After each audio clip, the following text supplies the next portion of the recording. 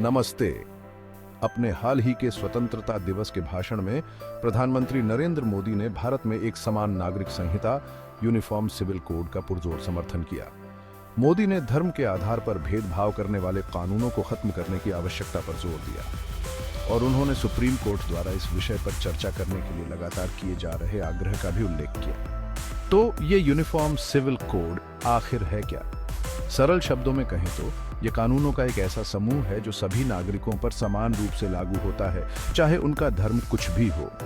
PM Modi ने इस बात पर प्रकाश डाला कि देश की एक बड़ी आबादी मौजूदा नागरिक संहिता को भेदभावपूर्ण और सांप्रदायिक मानती है। उन्होंने समानता को बढ़ावा देने और भारत की कानूनी व्यवस्था को आधुनिक बनाने के लिए इन विभाजनकारी कानूनों को हटाने के महत्व पर जोर दिया।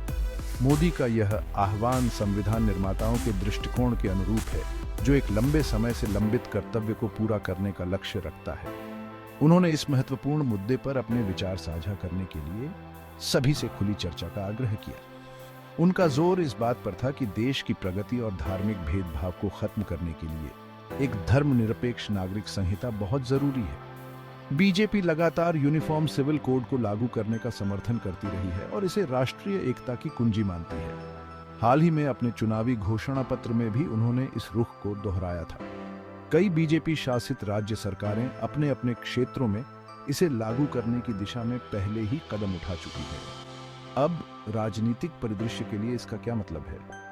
पीएम मोदी के बयानों से पता चलता है कि सरकार अपने वर्तमान कार्यकाल के दौरान इस विवादास्पद मुद्दे को प्राथमिकता दे सकती है। यह एक बड़े बदलाव का संकेत हो सकता है, जिसमें इस लंबे समय से चले आ रहे सुधार पर नए सिरे से ध्यान केंद्रित किया जाएगा। हालांकि यूनिफॉर्म सिविल कोड लागू करने की मांग पर समर्थन और विरोध दोनों तरह की प्रतिक्रियाएं आई हैं। समर्थक इसे समानता और राष्ट्रीय एकता की दिशा में एक कदम मानते हैं।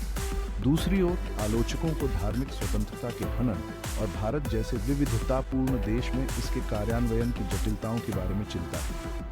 यह एक ऐसा विषय है जिस पर काफी बहस और चर्चा जारी है। जैसा कि मोदी ने कहा, सभी नागरिकों के लिए एक समान और न्यायपूर्ण भविष्य बनाने के लिए इन चर्चाओं में शामिल होना बहुत जरूरी है। आज के लिए बस इतना ही। अगर आपको यह वीडियो जानकारीपूर्ण लगा तो लाइक, शेयर और महत्वपूर्ण मुद्दों पर और अपडेट के लिए सब्सक्राइब करना न भूलें। देखने के लिए धन्यवाद।